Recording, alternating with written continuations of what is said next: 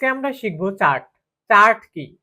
Chart হচ্ছে আমরা যখন কোনো ইনফরমেশন গ্রাফিক্যালি দেখতে চাই, যেমন আমাদের কিছু নিউমেরিক সংখ্যা আছে, সেগুলাকে আমরা গ্রাফ আকারে দেখতে চাচ্ছি। এক্সাম্পল হিসেবে আমরা যখন ক্রিকেট খেলা দেখি, তখন দেখি তারা কত বলে কত রান করছে, এগুলা চার্ট আকারে দেখায়। তো আমরা ইনফরমেশন নিয়ে এরকম বিভিন্ন সুন্দর, সুন্দর চার্ট তৈরি করতে পারি। তো চলেন এটা শিখে ফেলি অফিস এক্সেল থেকে। তো এটার জন্য আমরা এক্সেল ফাইলে চলে আসলাম। তো চার্ট নেওয়ার জন্য আমাদেরকে কিছু ইনফরমেশন লিখতে হবে। আমি এখানে মান্থ এন্ড হচ্ছে সেল একটা বক্স করে নিলাম। তো এইখানে হচ্ছে আমি কিছু মাস লিখতেছি এবং এটাকে সবগুলো সেম বসাই দিচ্ছি। ওকে, দেন হচ্ছে এটার এগেইনস্ট একটা সেল বসাবো যে কোন মাসে কত কেমন সেল।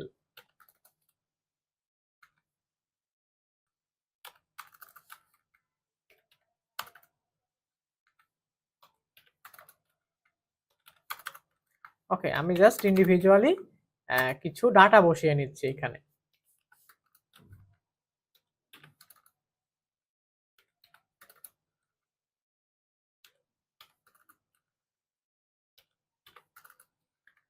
ওকে, আমি কি করলাম, কিছু ডাটা বসিয়ে নিলাম। এখন এই যে মান্থ যে সেলটা, এই সেলটাকে আমি গ্রাফ আকারে দেখতে চাচ্ছি। তাহলে কি করতে হবে, আমাদেরকে এই ডাটাগুলোকে সিলেক্ট করতে হবে। সিলেক্ট করে আমরা দুই ভাবে চার্ট নিতে পারি। একটা হচ্ছে ইনসার্ট থেকে, এই যে চার্ট একটা বক্স দেওয়া আছে, এখানে অনেক টাইপের চার্ট আছে, আমরা চাইলে এখান থেকে চার্ট নিতে পারি। অথবা নিচের দিকে যদি আমরা মাউসের কার্সারটা রাখি, এখানে কুইক অ্যানালাইসিস একটা পার্ট দেখতে পারবো। এই কুইক অ্যানালাইসিসে যদি আমরা ক্লিক করি, বা এটা শর্টকাট হচ্ছে কন্ট্রোল কিউ। কন্ট্রোল কিউতে যদি আমরা ক্লিক করি, এই প্যানেলটা পেয়ে যাব। তো এই প্যানেলটা পেয়ে যাব। এই প্যানেলে আসার পরে দেখেন এখানে চার্ট। চার্ট থেকে আমরা চলে আসব মোর। ওকে, দেন অল চার্ট। এখানে আমরা সকল চার্টগুলো সুন্দরভাবে দেখতে পারবো। এখন আমাদেরকে কি করতে হবে, চার্ট নেওয়া লাগবে। তো আমরা মূলত কলাম চার্ট, লাইন চার্ট, বার বা পাই চার্ট, এই চার্টগুলো নিয়ে কাজ করে থাকি। তো আমি কলাম চার্ট সিলেক্ট করলাম, দেন ওকে প্রেস করলাম। এখন দেখেন আমাদেরকে প্রত্যেক মাসে সেল কত একটা গ্রাফ দেখাচ্ছে। যেমন এখানে মাস দেওয়া আছে, জানুয়ারিতে এরকম সেল। আমরা এই চার্ট দেখে কিন্তু বুঝতে পারতেছি ফেব্রুয়ারিতে সব থেকে বেশি সেল হয়েছে এবং জুনে সব থেকে কম সেল হয়েছে। এইগুলাই হচ্ছে মূলত চার্ট। এবং এই যে চাপ এবং চার্টে যে ইন্ডিকেটর গুলো দেখাচ্ছে, এগুলা শেপের মতো। আমরা ওয়ার্ডে যেমন শেপ নিয়ে কাজ করা শিখেছি, আমরা চাইলে কিন্তু এই যে ওপর থেকে ডিজাইন এবং ফরম্যাট, ডিজাইন থেকে আমরা এই সম্পূর্ণ চার্টটার বিভিন্নভাবে ডিজাইন অ্যাপ্লাই করতে পারি। এটা একটা, এটা একটা, এটা একটা, এটা একটা, এটা একটা, এটা একটা। অথবা ফরম্যাট থেকে আপনি স্পেসিফিক শেপ ধরে ধরে সেই শেপের একটা ফিল কালার অ্যাপ্লাই করতে পারেন।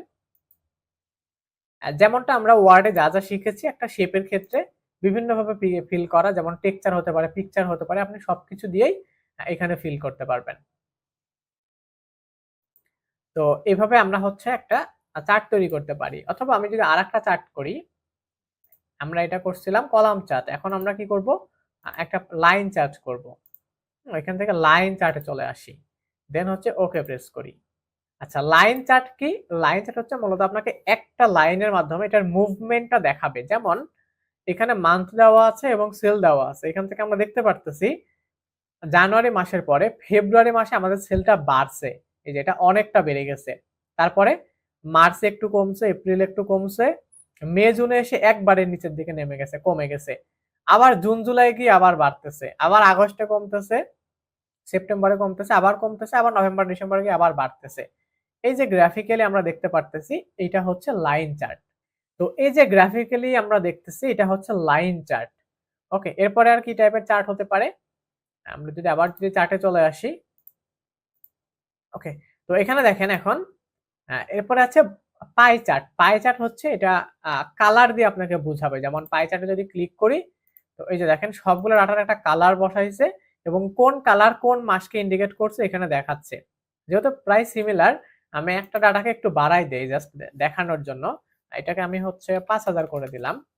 তো এখন দেখেন এই সেলটা সব থেকে বড়, তার মানে এটা হচ্ছে সব থেকে বেশি ডাটা এখানে ধরতেছে। এভাবে হচ্ছে এটা দেখায়।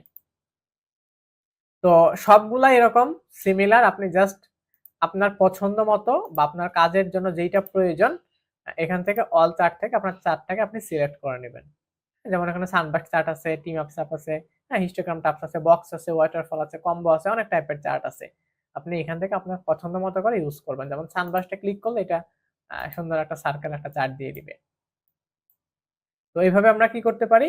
চার্ট গুলাকে নিতে পারি। অথবা এই যে এখান থেকে আমরা বিভিন্ন ডিজাইন এপ্লাই করে চার্ট গুলাকে আরো সুন্দর করে তুলতে পারি।